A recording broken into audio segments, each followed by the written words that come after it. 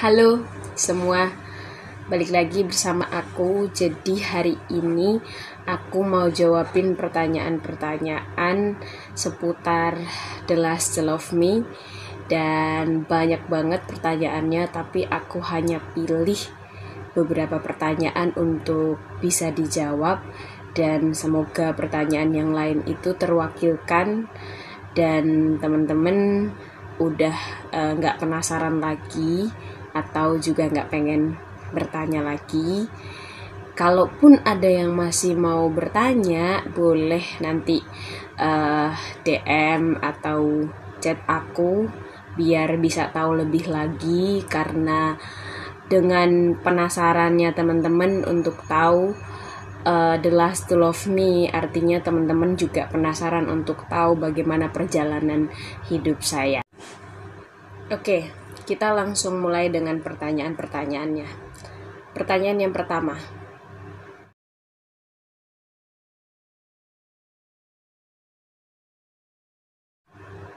Iya, kenapa memilih untuk menulis buku?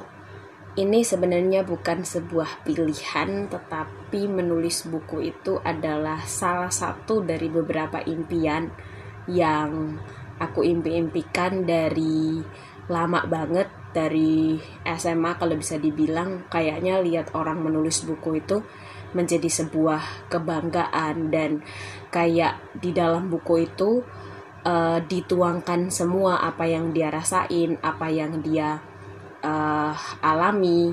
Dan sebenarnya dari dulu banget, dari SMP aku suka menulis buku harian, dan mungkin di kali ini aku benar-benar mewujudkan dalam sebuah buku beneran.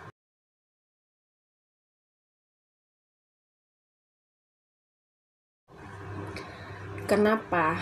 Ya, kalau jawaban simpelnya menarik aja biar orang bisa penasaran. Tapi sesungguhnya sebenarnya ada awalnya dua judul yang pengen aku pakai, tapi akhirnya pertimbangan demi pertimbangan, akhirnya aku menemukan bahwa isi buku itu cocok untuk diberi judul The Last to Love Me.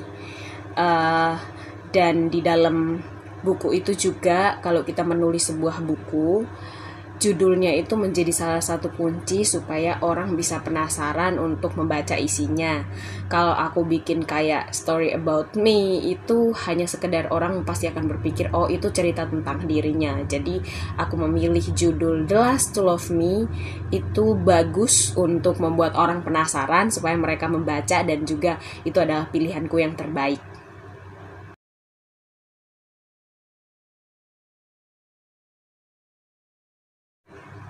Nggak susah sama sekali. Yang susah itu adalah konsisten. Karena jujur aja, untuk menjadi seorang penulis kita perlu yang namanya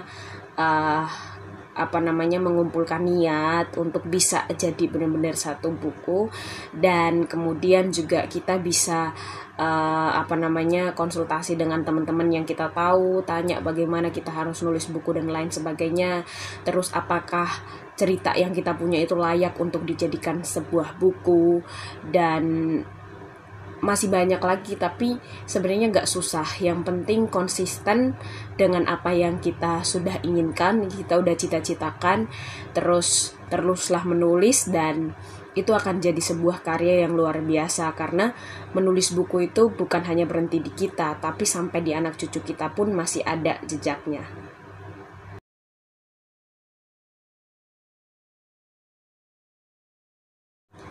Tentang kehidupan aku. Jadi aku menulis buku itu untuk menunjukkan kepada orang-orang bahwa setiap kita punya versi terbaik dari diri kita sendiri. Jadi kalau misalkan kita ini terkadang kita di dalam situasi yang kayak tiba-tiba kita direndahin atau lain sebagainya macam, dan buku itu berisi perjalanan kehidupan aku dari beberapa tahun yang lalu semasa aku hidup sampai dengan akhir-akhir tahun lalu, aku menulis di dalam buku itu dengan tujuan untuk melihat sejauh mana perjalanan kehidupan yang sudah aku lalui, bagaimana Tuhan bekerja di dalam hidupku, dan peran orang-orang yang ada di situ, baik itu secara negatif maupun secara positif.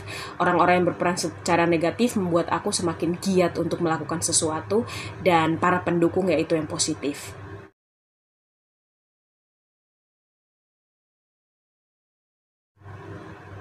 Inspirasi terbesar aku di dalam menulis buku ini pastinya adalah kakek aku sendiri, karena sesungguhnya hidupku itu lebih lama dengan dia. Aku dibentuk sampai jadi seperti hari ini itu karena didikan dan ajaran daripada kakekku untuk bisa melewati tantangan yang banyak di luar sana. Dan kalau ditanya persembahannya untuk siapa, tentunya aku persembahkan buku ini untuk diriku sendiri yang sudah bekerja keras dalam menulis buku ini, dan aku persembahkan untuk diriku sebagai sebuah penghargaan atas diriku, sebagai sebuah rangkulan dan pelukan atas diriku, dan mungkin aku bisa bilang terima kasih karena sudah berjuang selama ini, sudah melakukan sesuatu yang membanggakan orang lain, terutama orang-orang yang menjadi inspirasi aku untuk menulis, yaitu kakek aku sendiri.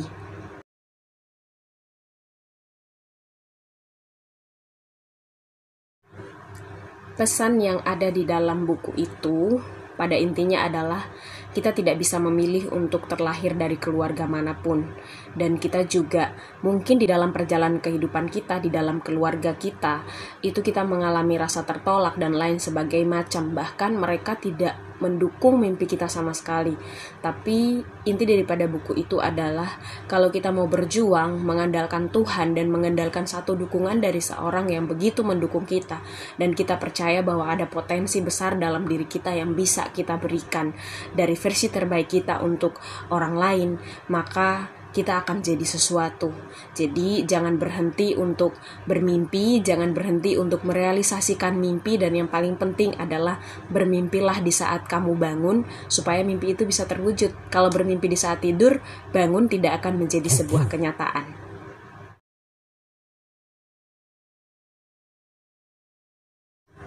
Oke, jadi bagi kalian yang berminat untuk membeli buku ini, teman-teman bisa banget lihat linknya ada di Instagram aku, dan juga nanti aku akan taruh di deskripsi di sini.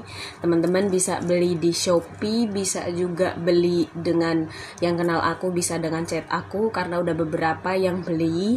Ada juga yang bilang kalau beli dari Shopee tidak akan dapat tanda tangan daripada penulisnya. Jadi kalau bagi teman-teman yang mau pesan langsung ke aku, bisa juga WA aku di nomor aku yang teman-teman udah simpan, atau biar memudahkan teman-teman bisa memesan dari link yang ada di Instagram aku. Terima kasih semuanya. Bye-bye.